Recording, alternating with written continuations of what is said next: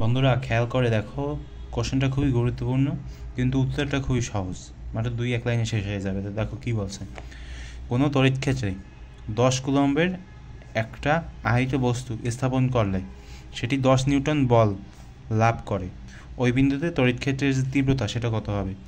ঠিক আছে, তো সেটা আমাদের কাছে জানতে চেয়েছে। বেশ ভালো কথা। আমরা কি জানি বলো তো? আমরা একটা সূত্র জানি তড়িৎ ক্ষেত্রের যে তীব্রতা সেটা বের করার জন্য। আমরা এই সূত্রটা সবসময় প্রয়োগ করব যে এফ সমান সমান হচ্ছে তোমার কি কিউ ই। ঠিক আছে, এই সূত্র তোমাদের সবার জানা উচিত, কারণ এটা হচ্ছে তোমার বইতেই পাবা। তো এখান থেকে কী বের করব? তড়িৎ ক্ষেত্রের যে তীব্রতা সেটা বের করব। তার মানে এখন আমি কি লিখতে পারি বলো তো? ই সমান সমান আমরা কি লিখতে পারি? ই মানে কি? তড়িৎ ক্ষেত্রের যে তীব্রতা সেটা।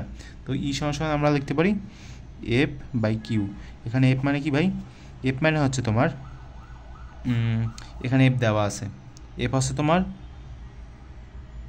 এই যে 10 নিউটন লেখা না, বস্তু স্থাপন করলে সেটি 10 নিউটন বল লাভ করে, এটা হচ্ছে তোমার এফ 10 নিউটন। আর কিউ মানে কি? কিউ মানে চার্জ 10 কুলম্ব। ঠিক আছে, ক্যালকুলেশন করো। 1 নিউটন পার কুলম আসবে, উপরে নিউটন নিচে কুলম, তার মানে 1 নিউটন পার কুলম না, সেজন্য 1 নিউটন পার কুলম, অর্থাৎ আমাদের উত্তর হবে কোনটা? ঘ নাম্বার। এভাবে কি বের করবা? তড়িৎ ক্ষেত্রের তীব্রতা এভাবে বের করবা।